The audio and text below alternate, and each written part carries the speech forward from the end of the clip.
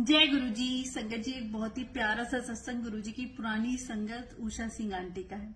Aunty बचपन से ही शिव जी की भक्त रही और माता रानी की भी पूजा किया करती थी। आंटी की शादी हुई तो 13-14 साल की उनकी बेटी, जिनको बचपन से ही अस्थमा था, जो टोटली दवाइयों पे डिपेंड थी, उसे कोई ऐसा दिन नहीं जाता था जिस दिन नीडल नहीं लगती हो 3-4 और या फिर इनहेलर यूज न किया जाता। आंटी बड़ी परेशान थी। आपको पता ही है, जब बच्चा घर में बीमार हो तो पेरेंट्स की क्या हालत होती है। तो उनके रिश्तेदार चाचा ने गुरुजी के बारे में उन्हें बताया।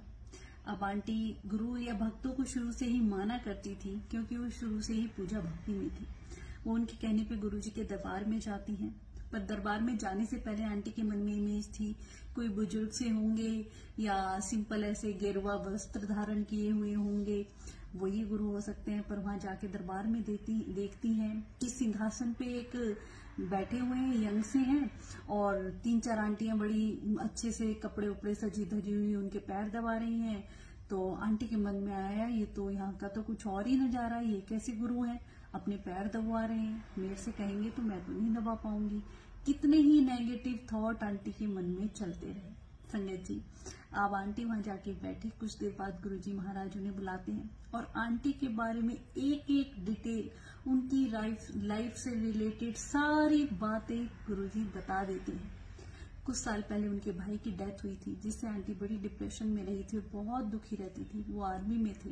गुरुजी उनके बारे में भी बताते हैं। आंटी सुनकर हैरान रह जाती है। फिर शायद सोचती है कि चाचा जी ने इन्हें पहले ही मेरे बारे में सब कुछ बता दिया होगा। पर संगत जी, आंटी को क्या पता कि गुरुजी महाराज तो जानो जानी है, महाशिव है।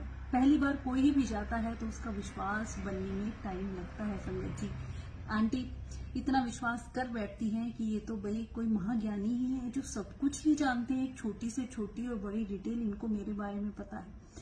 फिर लास्ट में उन्हें लंगर कराते हैं और जब वो माथा टेकने आती, कहती हैं कि जा तेरी बेटी को कल्याण कीता। अब आंटी पंजाबी ज्यादा जानती नहीं कि गुरुजी ने कुछ ऐसा बोला है कि कल्याण कीता, पर ऐसे कैसे हो सकता है, कैसे ठीक होगी मेरी बेटी, ये तो खुद ही अपने पैर दबा रहे हैं, यंग से हैं, ये मेरी बेटी को कैसे ठीक करेंगे। अब आंटी के मन में ये सब थॉट चल ही रहे। चाचा जी उससे कहते हैं कि गुरुजी किसी से बात नहीं करते, तेरे से तो पहली बार इतनी बातें करी, तू तो बहुत ब्लेस्ड है, क्या कहा गुरुजी ने। तो आंटी बताती है, गुरुजी कह रहे थे कि जा तेरी बेटी का कल्याण कीता, कुछ ऐसे बोल रहे थे।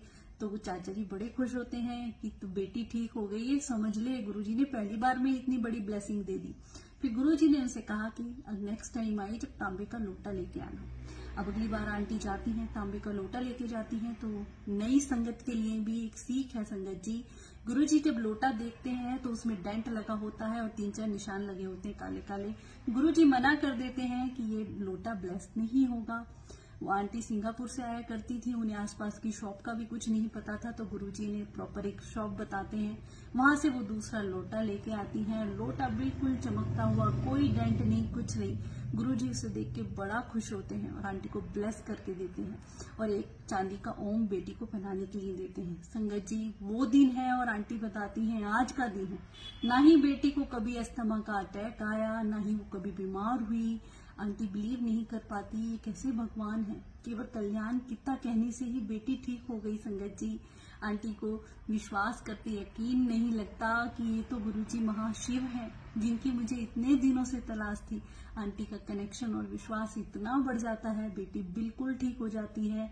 आंटी गुरुजी का शुक्रिया करने के लिए चाचा जी को कहती हैं कि मेरी बेटी बिल्कुल ठीक हो गई है, मैं गुरुजी को थैंक यू बोलना चाहती हूँ, उनके लिए कुछ गिफ्ट ले जाना चाहती हूँ। तो चाचा जी बताते हैं गुरुजी तो कुछ नहीं लेते हैं, कहीं फिर भी मैं अपनी मर्जी से कुछ ले जाना चाहती हूँ। गुरुजी के लिए कुछ लेके जाती हैं। सिंगापुर से आती हैं, जब गुरुजी को माथा टेकती हैं तो गुरुजी उनसे कहते हैं ये की लाई कि गुरुजी बस ये कोई छोटी सी भेंट है आपके लिए, आपका बहुत बहुत शुक्राना। तो गुरुजी वो सारी चीजें वही संगत में बंटवा देते हैं। तो कौन सा ऐसा दर होगा।